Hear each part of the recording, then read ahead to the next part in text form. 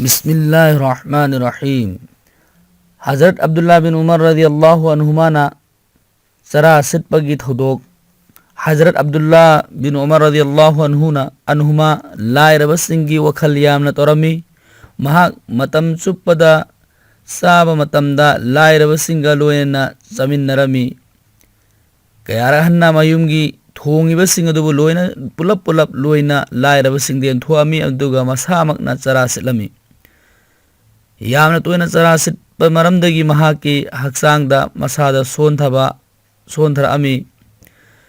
Laikai miyoisingna Hazrat Abdullah bin Umar radhiyallahu anhu gi sonthriba dugi wakhal thamami, wakhal torami nungai ta pogami.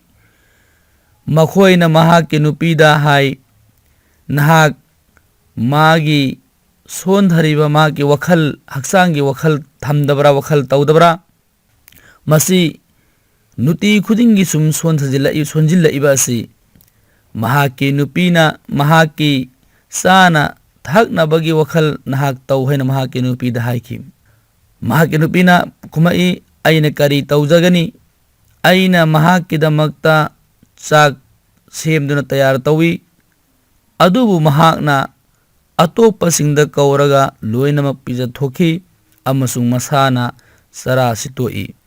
Hazrat Abdullah bin Umar radhiyallahu anhuma masjiddagi lakpa tarabasu lairaba miyoising mahaki lambida hadi Hazrat Abdullah bin Umar radhiyallahu anhumagi lakphamda phamduna lay.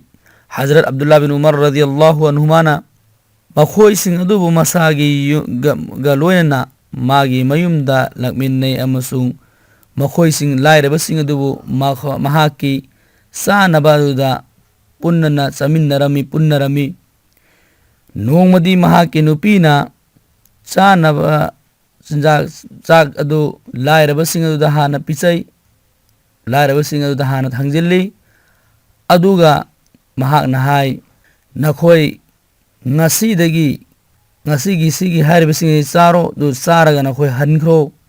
Hazrat Abdullah bin Umar radhiyallahu anhumagi lambida nakhoi phomganu amasung karigumba Hazrat Abdullah bin Umar radhiyallahu anhuna kauba tarabasu nakhoi lakanu hena.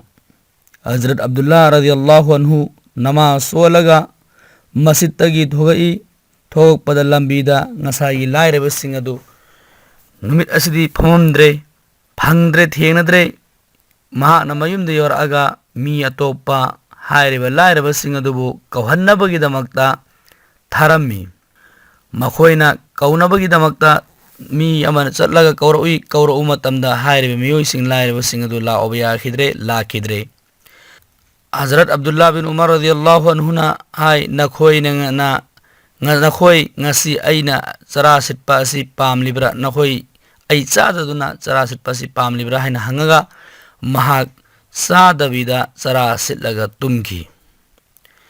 Bahai aigi nusijarawa ipai palisali nausing aikhoi khudingmak lairabasinggi wakhal thamsi amasung lairabasingdagi dua lausi makhoigi thamoidagi thokpa dua duba Allah tabarak wa ta'ala na kubul tawdana lemna manghande Allah ta'ala na khoibo hairibas damal tawbang magi pangan pina bibo isano.